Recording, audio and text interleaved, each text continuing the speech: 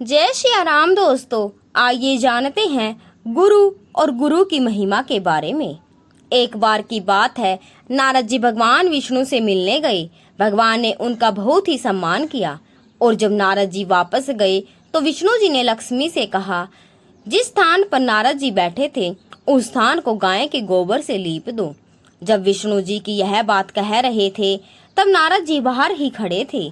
उन्होंने सब सुन लिया और वापस आ गए और विष्णु भगवान जी से पूछा, हे भगवान, जब मैं आया तो आपने मेरा खूब सम्मान किया, पर जब मैं जा रहा था तो आपने लक्ष्मी जी से यह क्यों कहा कि जिस स्थान पर नारद बैठा था उस स्थान को गोबर से लीप दो।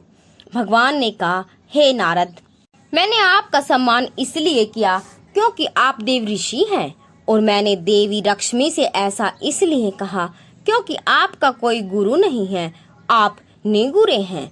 जिस स्थान पर कोई निगुरा बैठ जाता है वह स्थान गंदा हो जाता है।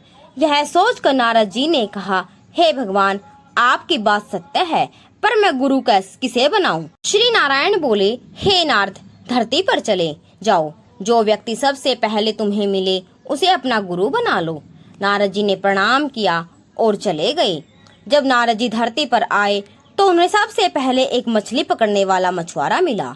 नारद जी वापस नारायण के पास चले गए तो कहा, हे महाराज, यह मछुआरा तो कुछ भी नहीं जानता, मैं उसे गुरु कैसे मान सकता हूँ? यह सुनकर भगवान ने कहा, नारद जी, अपना प्रण पूरा करो। नारद जी वापस आए और उस मछुआरे से कहा, मेरे गुरु बन जाओ। पहले तो मछुआरा नहीं माना, बाद में बहुत मनाने से मान गया। मछुआरे को राजी करने के बाद नारद जी लौटकर भगवान के पास गए और कहा, हे भगवान, मेरे गुरुजी को तो कुछ भी नहीं आता, फिर मुझे क्या सिखाएंगे? यह सुनकर भगवान नारायण को क्रोध आ गया और उन्होंने कहा, हे नारद, गुरु निंदा करते हो? जाओ, मैं आपको श्राप देता हूँ, आपको 84 लाख योनियों में घूमना पड़ेगा।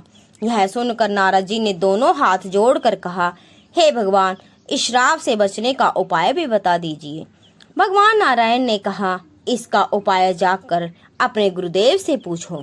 नारद जी ने सारी बात जाकर गुरुदेव को बताई। गुरुजी ने कहा, ऐसा करना, भगवान से कहना 84 लाख योनियों की तस्वीर धरती पर बना दे, फिर उस पर लेटकर गोल घूम लेना और नारायण जी से कहना 84 लाख योनियों में घूम आया, मुझे क्षमा कर दीजिए, आगे से गुरु निंदा नहीं करूंगा। नारद जी ने नारायण जी के पास जाकर ऐसा ही किया। उनसे कहा, 84 लाख योनियां धरती पर बना दो और फिर उन पर लेटकर घूम दिए और कहा, नारायण, मुझे क्षमा कर दीजिए, आगे से कभी गुरु निंदा नहीं करूंगा। यह सुनकर भगवान ने कहा, देखा, जिस गुरु की निंदा कर रहे थे उसी ने मेरे श्राप से बचा लिया। नारद जी, गुरु की महिमा अपरंपार है। गुरु गूंगे, गुरु बावरे, गुरु के रहिए दास, गुरु जो भेजे नरक को, सरव की रखिए आस। गुरु चाहे गूंगा हो, गुरु चाहे पागल हो, गुरु के हमेशा दास रहना चाहिए। गुरु यदि नरक को भेजे तब भी शिष्य को यह इच्छा रखनी चाहिए कि मुझे स्वर्ग प्राप्त होगा, अर्थात इसी में मेरा कल्याण होगा। यदि शिष्य को गुरु पर पूर्ण विश्वास हो तो उसका बुरा स्वयं गुरु भी नहीं कर सकते। यह प्रसंग एक पंडित ने श्री धन्य भगत को इस साधारण पत्थर देकर कहा, इसे भोग लगाया करो, एक दिन भगवान कृष्ण दर्शन देंगे। उस धन्य भक्त के विश्वास से एक दिन उस पत्थर से भगवान प्रकट हो गए।